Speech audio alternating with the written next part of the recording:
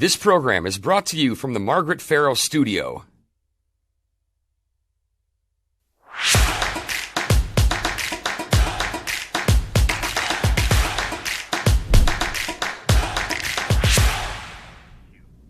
Hello and welcome to Newsmakers. I'm your host, Lisa Pugh. Representative Gordon Hintz of Oshkosh was first elected in 2006 and has since served 8 terms in the Wisconsin State Assembly. He is one of only a handful of state Democrats who know what it's like to be in the majority party. He spent 4 years as minority leader, becoming known for some sharp criticism of colleagues across the aisle. He announced earlier this year he won't be seeking re-election, and we check in with him today on his proudest accomplishments, future plans, and thoughts on the future of Wisconsin. Thank you for joining us. I'm happy to be here. You know, listening to you over the years, I've heard you talk about how politics was always kind of a part of your life growing up, conversations at the kitchen table. Will it be hard for you to leave the legislature in just a few short months? Yes. You know, it's really about public service in my family. My parents were university professors. My mom served on the zoning board. My dad was on the city council. He taught public administration, and I've always viewed it as that, and it's an incredible opportunity to serve your community in the legislature and do your best to create opportunity for folks. But, you know, I look forward to trying to find another role where I can make a difference and that uses my skill set. But I know this is a unique opportunity where you get an opportunity to use your voice to try to shape the debate, to try to push for accountability, and I've never tried to forget that during my time here. So I will miss it, but I'm ready. Eight terms, that's a long time. You spend some time in the minority, then you're briefly in the majority, as we said, and then Governor Walker and the Tea Party candidates coming in 2010.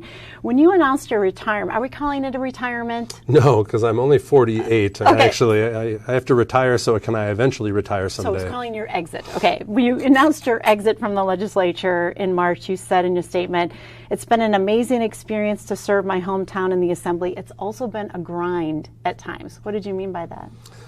Well, I mean, you know, that's part of it is I think if you're going to do this job, you should do it as well as possible, work as hard as possible, and do all components of the job. And certainly you don't get to choose the time that you serve, and but you have to find value in the work that you do. I certainly came in more interested in driving the agenda for public policy to create opportunity to make the improvements in our state.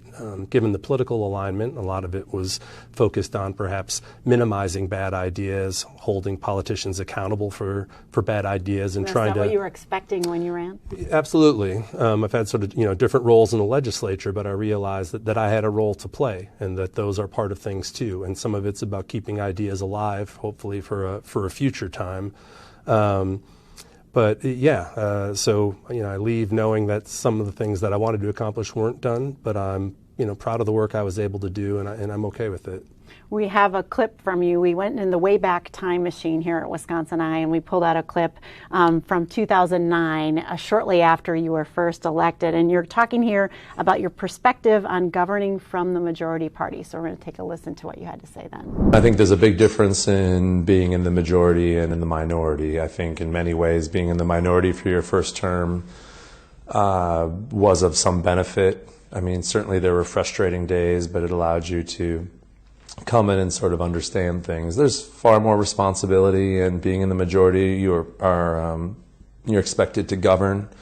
And of course, right now, there's a series of difficult choices to make, but that's what we're elected to do. I think we all wish that we were here at a time when we could provide greater tax relief and, you know, improve funding for education. But we're being asked to lead now, and that, you know, no one runs for office getting to decide when they want to serve, and you can't run from it or, you know, practice the politics of pity. And so I'm enjoying that as well. I mean, there's definitely more stressful days. I think you understand in the legislature that you can't act alone. You need to work with people, and that means compromising a lot and doing whatever it takes to get sort of a majority of votes. But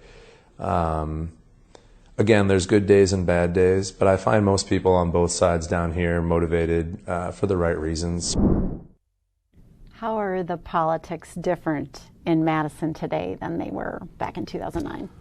Well, they're definitely more toxic. A lot of it can be explained by gerrymandering. I mean, the reality is when I came into the legislature, you had districts that were court-drawn, where the majorities were different, smaller, no matter who was in charge. We had divided government. What you see now, especially how polarized politics have become, when you have a number of 65, 70% Republican or Democratic districts, you have more of the extremes. And when you elect people via primaries, usually sometimes is the most extreme candidate that gets elected. And we're kind of seeing a legislature that's increasingly disaligned with where public opinion is in the state of Wisconsin. And that's made it hard because democracy ultimately only works when you have accountability in a general election. I mean, I think about those first 4 years I had in the legislature, and when we would debate policy and decision making, it was really, you had to think about, well, where are my constituents at? What's the accountability I'll have in trying to explain my vote heading into a November election? And that's really what shapes things. Well, now there's really no disincentive to go as far as possible because there's very little chance you'll lose your seat. In fact, if you're not extreme, you might lose your seat via primary. We've certainly seen that at the national level and in some instances at the state level. So one of the other interesting things that you said in that clip is you said, I find that most people down here are motivated by the right reasons. Do you still believe that? I think it gets more complicated. I think public service requires people that want to step up. I have had some people that probably came in, perhaps with an anti-government bent, or were motivated to come in and think they were going to fix things, that have actually taken the time to learn and seen how complicated it is and change their minds. But I do think there are a lot of people now who come in with an anti-government mindset, and I'm sort of like, there's a role for government and we need to administer these core programs that keep the state afloat for a variety of reasons. Why are you serving if you don't even believe in the institution that you work in? And so I think the intent to serve is more what I was alluding to. I mean, people kind of come down here to serve the public, and I always try to say that's what we all have in common. It's a complicated room, and even now there's more diversity of opinion, more differences. We all come from somewhere.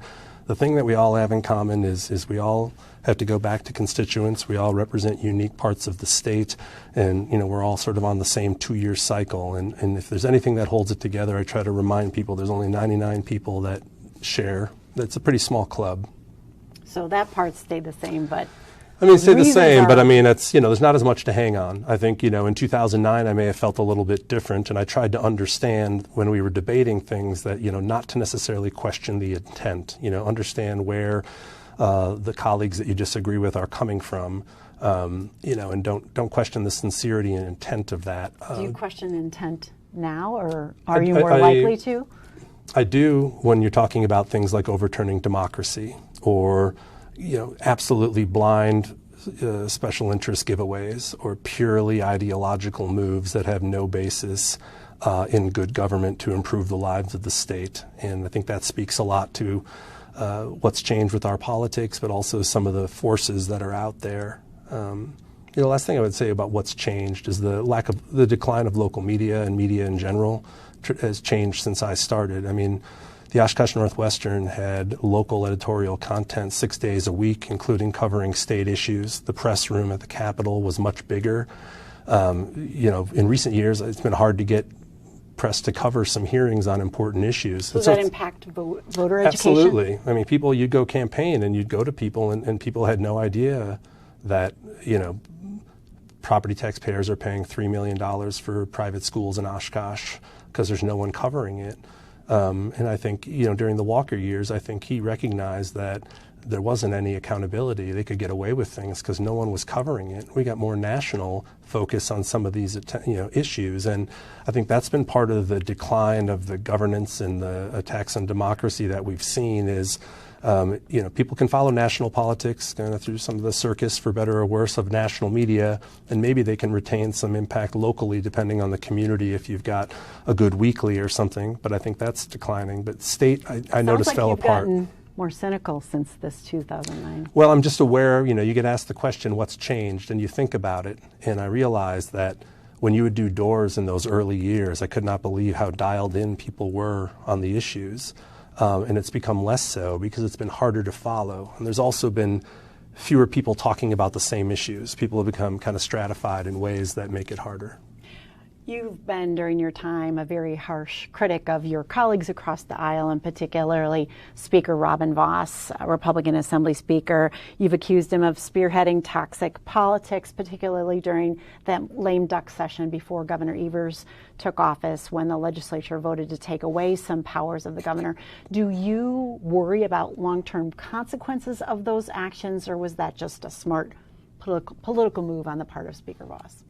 Oh, I mean, if you're interested in pure power, which I think he was, damn the state, damn the reputation of the Assembly. I mean, no one's done more damage to the institution of the Assembly than the Speaker in his time, but I mean, he did so willingly. It was all about power, undermining, Governor Evers, undermining the voters of the state who chose Governor Evers with those powers.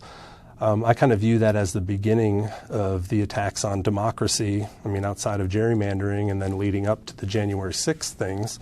It was nothing personal, although it felt personal at times. I never wanted to be minority leader. My colleagues came to me and said, we need someone that's going to hold the Speaker accountable. And while I couldn't stop what they were going to do, I was going to make sure, that I did everything possible to hold them accountable and call it what it was. And so if I breathed a little fire and pushed back a little bit, it was to make sure that everybody knew how serious it was. And I feel very strongly about the institution. I think there should be rules, there should be parameters about what happens in a democracy. And these guys have lost their way and run roughshod over that, and it's disappointing, and I think it's going to impact us going forward. Our state has certainly lost its reputation. As you know, Speaker Vos narrowly retained his seat in a tougher than expected primary to a candidate endorsed by former President Trump. And now that candidate is talking about a potential write-in campaign. What are your thoughts on Speaker Vos now and on that race in particular? Do you have an opinion? Only as an observer that you reap what you sow. I mean, he's created this beast. When you draw the districts that put in a permanent majority that can't be impacted, you tend to elect people to the legislature like the ones they're getting, that are increasingly hostile to government, that are willing to believe the big lies that are merely puppets for Donald Trump. Speaker Vos takes full blame for that? He doesn't have to follow politics in the state? Well, I mean, he has to decide if he wants to, lie and become part of a disingenuous Donald Trump big lie to stay in power, or if he wants to actually have some self-respect and adhere to the laws and the rules. He's tried to have it both ways. I mean, he wasted taxpayer money putting an absolute pathetic joke out there to try to investigate fraud that was never found. And then it came back. He's fired Michael Gableman. Does he get credit for that? No, because he only fired him because he endorsed his opponent. He didn't fire him for being an embarrassment. He didn't fire him for wasting $7 million or $1 million on a, absurd exercise that found absolutely nothing. So, I think it's a product of, if you're going to go down that rabbit hole to stay in power, you're going to have to deal with the consequences. And the fact that he almost lost his seat, I think, is telling about how far things have changed, and he's a part of creating that. Your party has also moved nationally and in Wisconsin further left, and some people criticize the Democratic Party as well. You've represented a more moderate part of the state in the city of Oshkosh. Has that been challenging to lead as you've watched your party move further left? I've been asking myself this since now that I'm leaving office. I don't feel like there's that many issues that I've dramatically changed on in terms of, there's things I've changed my opinion on, and I think that's a good thing. But a lot of it is how you communicate and talk about things. I think there are constituencies that are better organized. There are issues that move faster or that get out there. But in a lot of the changes that have happened have been emerging for a variety of reasons. I don't view climate change as something that is left-wing. I view it as something that's urgent and before us, and it's grown because more people understand it. So it's not a bad thing that your party is seen as moving further to the left? There are some policies maybe I disagree with, and I notice what people are saying when they say it's moved to the left. But when you're talking about, Democrats have always stood, for opportunity and for civil rights. So if we're talking about, issues of reproductive health, the issue of LGBTQ rights, if you're talking about racial justice, those are issues of opportunity. And if they're receiving more attention now, I don't think it's that we've moved to the left. I just think that we're really trying to emphasize, broaden, and deliver for people on values that we've always agreed with. When it comes to fiscal policy and other things, I think, I guess that really depends on things. And, Democrats are still a big tent. We represent different parts of the state. Sure, there's always a balancing act between what you can do on the east side of Madison and what you can get away with on the east side of Oshkosh. But I think it depends on what the lens you use is for what's left and what's right. I think, the year I got elected, we banned in our Constitution gay marriage and civil unions. Well, we've seen that issue change dramatically in terms of public opinion. You look at the issue of marijuana has changed. So, the public has changed on a lot of these issues. So, and those happen to be issues that Democrats are advocating for. I don't think they've moved to the left. Liberal issues. I think they are reflective of where the public is, and I'd say the same with a number of other issues. One issue that you've been really vocal about during your time in office is the contract with Foxconn negotiated by former Governor Walker. Just a few weeks ago, you commemorated in a statement the 5-year anniversary of that contract, and we have your comments up here on the screen. Close to $1 billion has been spent on this project in the last 5 years. No one has any idea what, if anything, is being produced. The past 5 years has been an endless series of excuses, broken commitments, and proposed products that have never actually happened. Besides significant public funding for overbuilt infrastructure that is not being used, the project diverted the focus of state leaders away from realistic and effective efforts to grow Wisconsin's economy. As you know, Governor Evers renegotiated that contract. Isn't it time to move on? Is Foxconn old news? It is, but I think it's something that, if you go back and look at the decisions that were made, why they were made, and what we were told, the people who made those decisions should be held accountable. And they haven't been? Well, I think it should be a reminder, given that many of them are still in office, and it is a stark contrast in economic policy between, I think, the current administration, who thankfully have intervened to the best, possible. If this was going to be a 20-year plan that dramatically transformed Wisconsin's entire economy, and the same people that were proponents of it are making the case that they need to be in charge again, I think it's important to remind people. You're going to keep that up even out of office? It violated every sense of, everything that it really bothered me as a public servant. I always say that accountability is a big part of things. And if you're going to take taxpayer money, both as a company and as leaders that are giving it, you need to be transparent, you need to be accountable. And in this case, there were neither. And there are a number of us, I wish that it all worked out, and I'm still hopeful that something will happen. But, we said at the time, this doesn't make sense, this is a bad deal, and you can't buy economic development. And sadly, we were right. And I think that, there may be future attempts down the road to pull the state back in to try to pump up a project that is, overbuilt and underdeveloped. You have said that among your proudest accomplishments is your work on women's health issues, and you were an advocate for the Compassionate Care for Rape Victims Act, an advocate for full funding for the Well Woman program. Why has women's health been a key issue for you during your tenure? As someone who, grew up in a household with a mom who was very active in women's rights and Planned Parenthood and reproductive health, I wanted to come into the legislature being open-minded, willing to compromise, but on core value issues like women's health, like civil rights, there's not a lot of room to sort of compromise. When I was elected, that was such an important issue. It was one of the big 3 issues, that we had hospitals in the state that would not give rape victims, the access or information about emergency contraception to try to not make the, indignity and suffering of rape any worse by then getting pregnant from it. That, it was very important. And I kept the issue out there, and to get that done right away in a bipartisan fashion, I thought, was really important. And I just, every opportunity to try to listen to, health officials on the ground and to do everything possible. And of course, we were making progress, and that's what's made the last year so difficult, that you realize when you get to the top of the hill, you're not done. Probably never got to the top of the hill to begin with, but I just feel like the issue gets frustrating. You realize that it's been fought about for decades. We need to continue to stand up and be advocates and listen to women and listen to medical professionals.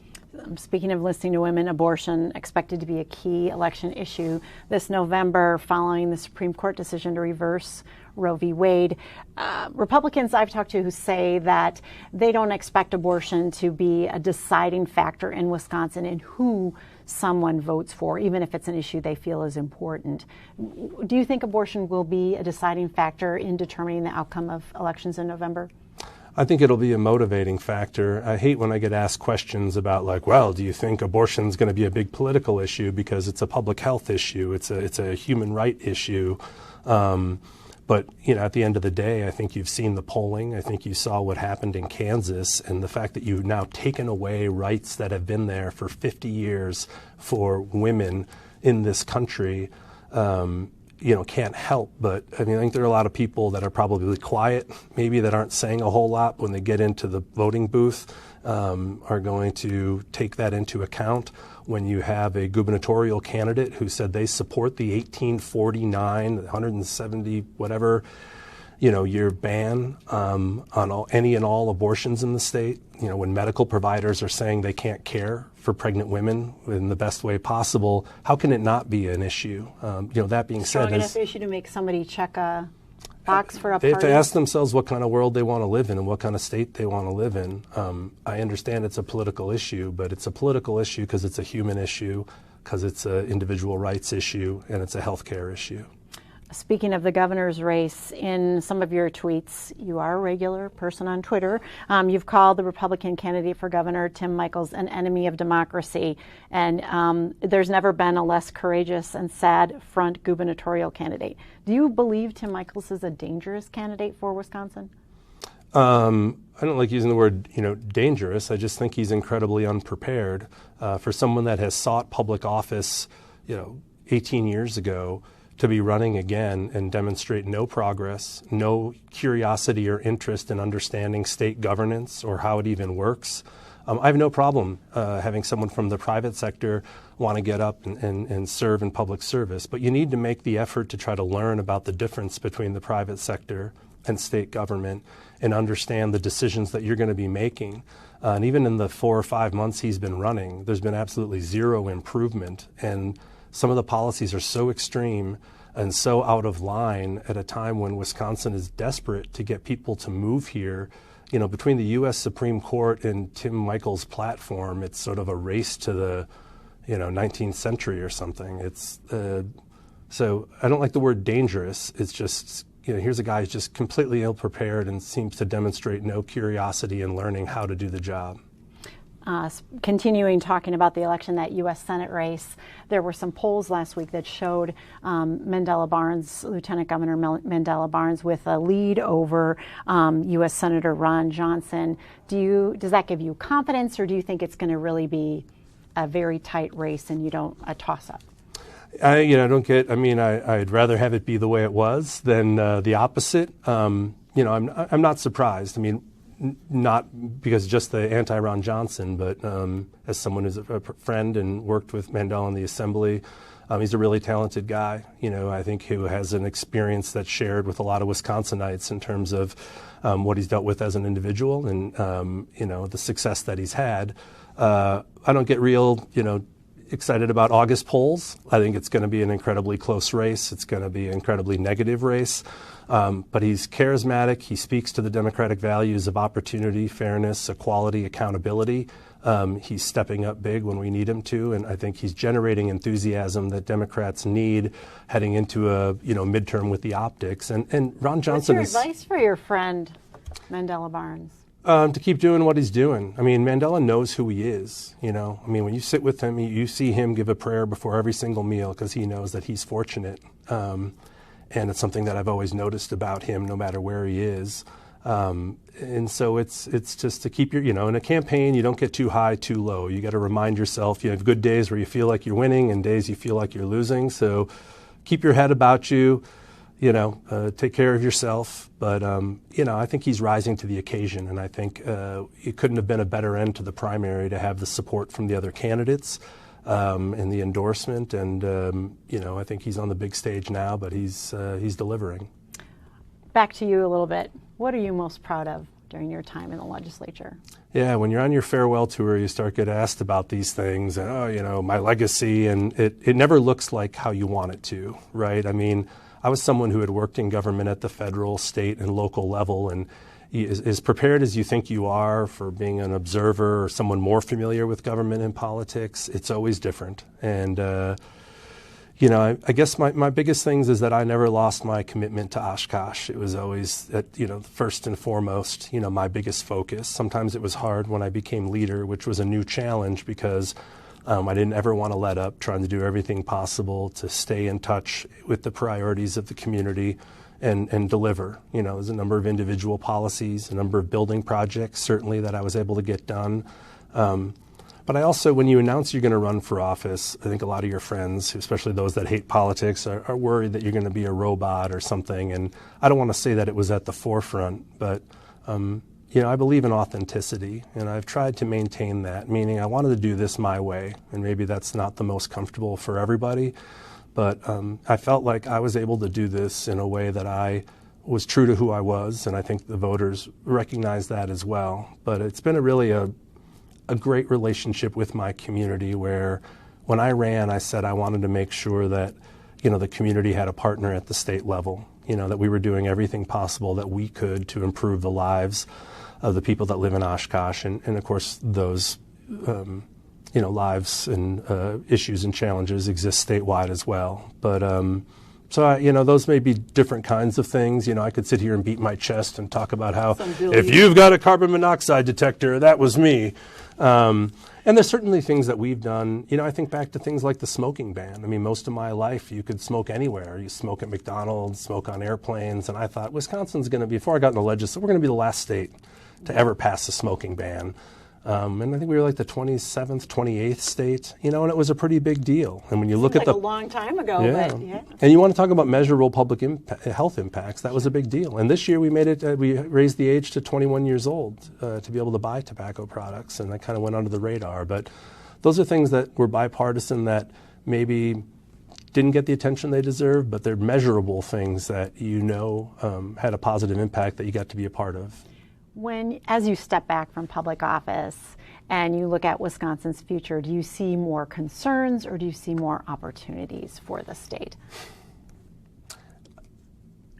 I say to a lot of colleagues, especially new ones, especially when I became leader, because people come in so idealistic, and probably because the job is so different, that you don't want them to become cynical. You try to talk about, you need to find value in the work that you do. And sometimes it's about keeping ideas alive and connecting with people out there so they also do that. I mean, I really think cynicism is a bad thing.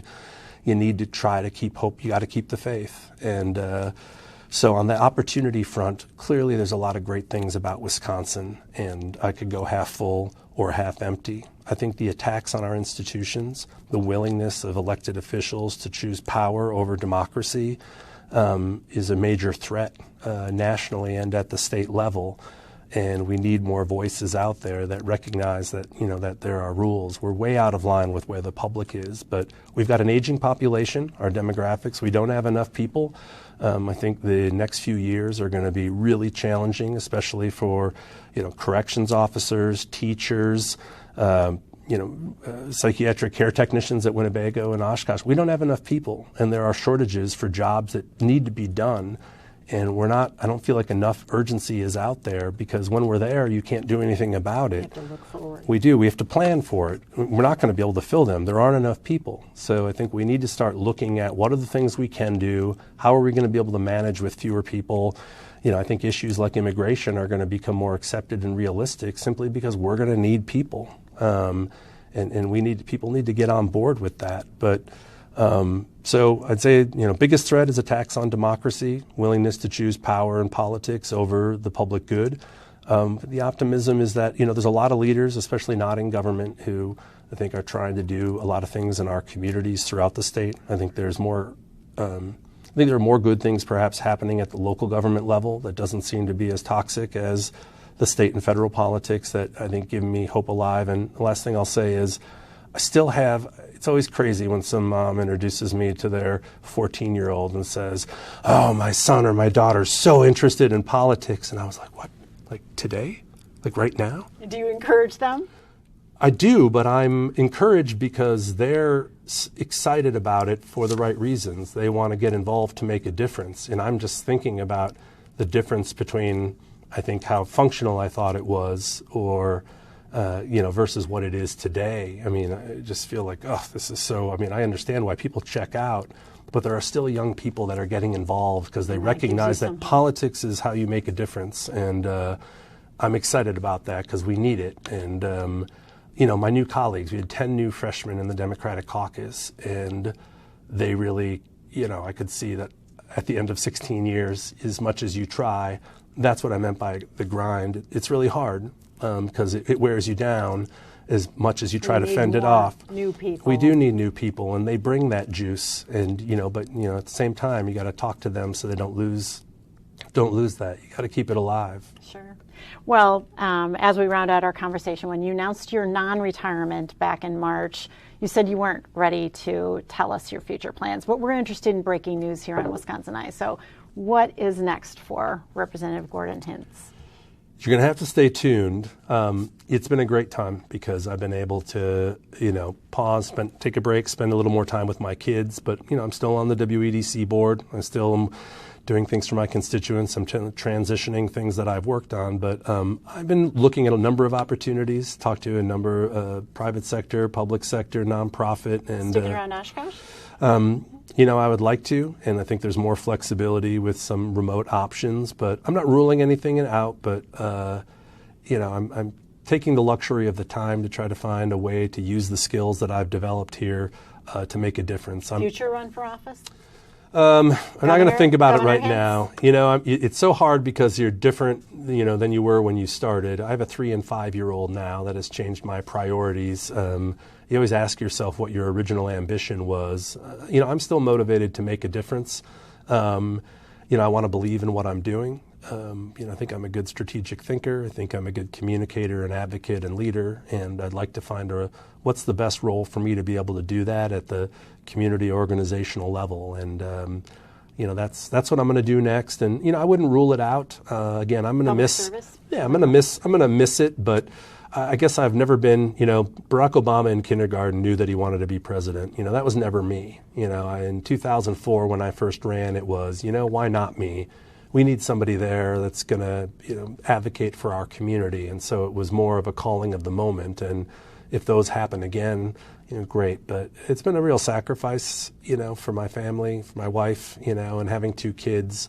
Because I think if you're going to do the job, it has to be the priority. I always say if you don't want to go to an Eagle Scout ceremony during a Packer game on a Sunday, then don't be in office. If you don't want to have a 2-hour conversation at the grocery store on Saturday, don't run for office because that's part of the job, right? You're there to talk to people, to listen, to hear, to understand. And I appreciate that part of it, but it is, it's harder when your priorities conflict because my family needs me and it's not about me, right? And I think it never is. It's either about your constituents or, in this case, time for me to step back from my family. Well, we'll stay tuned and hear more great things from Representative Hintz. Thank you for joining us today. You bet. Thanks. Thank you to the viewers of Newsmakers. Be sure to tune in again as we sit down with the decision makers and highlight the issues that make a difference for all of us. This program was brought to you from the Margaret Farrell Studio. This program is a production of WisconsinEye, an independent, nonpartisan, nonprofit media network with a mission to inform, educate, and engage the citizens of Wisconsin. WisconsinEye is the nation's first and only independently funded state civics broadcast network, providing gavel-to-gavel access to government proceedings and events at the state capitol.